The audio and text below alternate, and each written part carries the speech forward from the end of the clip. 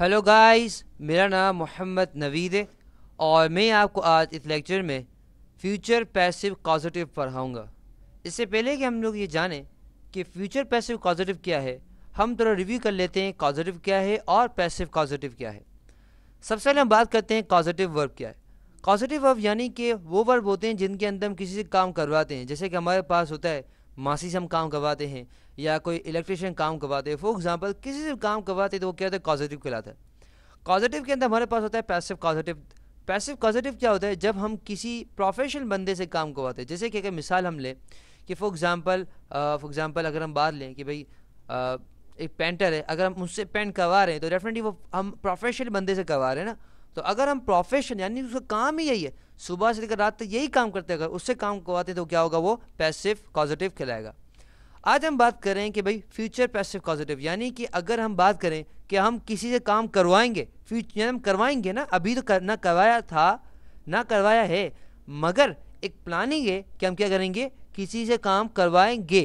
तो अब किस तरह से करवाएंगे, डेफिनेटली हम फ्यूचर पैसिव पॉजिटिव का सहारा लेना पड़ेगा। तो चलिए हम देख लेते हैं इसका स्ट्रक्चर।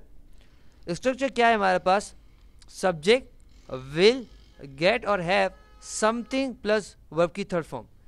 क्या है हमारे पास, सब्जेक्ट का इस्तेमाल करना है। सब्जेक्ट क्या होता है हमारे पास, हो गया फॉर एग्जांपल ही हो गया, फॉर एग्जांपल शी हो गया, इट हो गया। यहाँ पे सब्जेक्ट भी कौन, यानी कि कौन कौन करवाएगा। तो यहाँ बताएंगे कौन, जैसे मेरा नाम भी आ सकता है, आपका नाम भी आ सकता है, यहाँ पे ही भी आ सकता है, यहाँ पे शी भी आ सकता है, यहाँ पे दे भी आ सकता है, यहाँ पे वी भी आ सकता है। समझ आपको।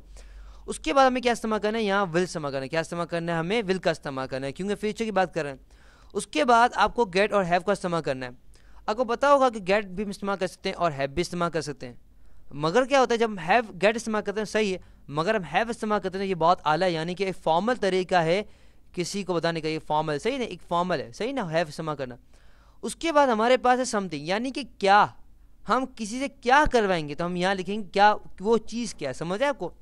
उसके बाद हम क्या करवाएंगे, उससे पॉलिश करवाएंगे, उससे काम करवाएंगे, उससे रिपेयर करवाएंगे, तो जो काम होगा वो हम यहाँ लिखेंगे सही, वर्ब। अच्छा, आपको नहीं पता वर्ब क्या, तो मैं बता चलूँ कि वर्ब क्या है।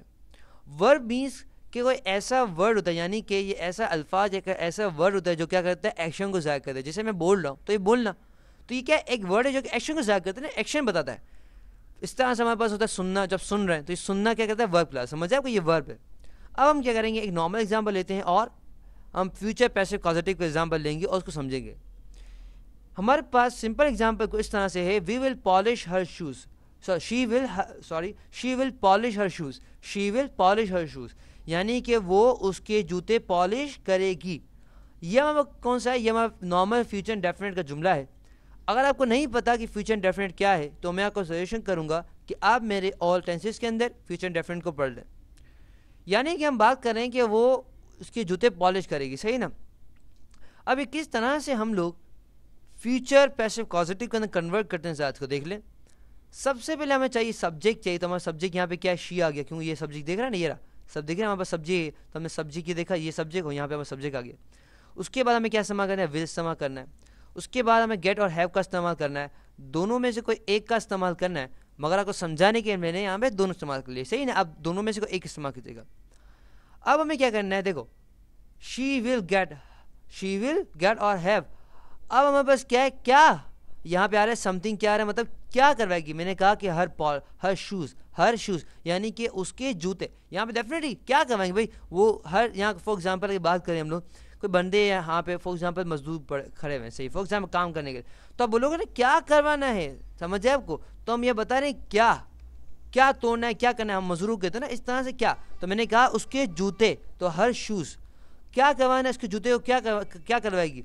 तो मैंने क्या पॉलिश करवाएगी, कट करवाएगी, क्या करवाएगी। मैंने कहा वर्ब क्या है हमारे पास, पॉलिश करवाएगी। समझ है आपको, यानी कि वो उसके जूते पॉलिश करवाएगी, यानी कि मोची से करवाएगी। फॉर एग्जाम्पल यही होगा ना हमारे पास, मोची से करवाएगी। समझ है आपको। अब मैं क्या कहता हूँ, वापस आपको समझा देता हूँ।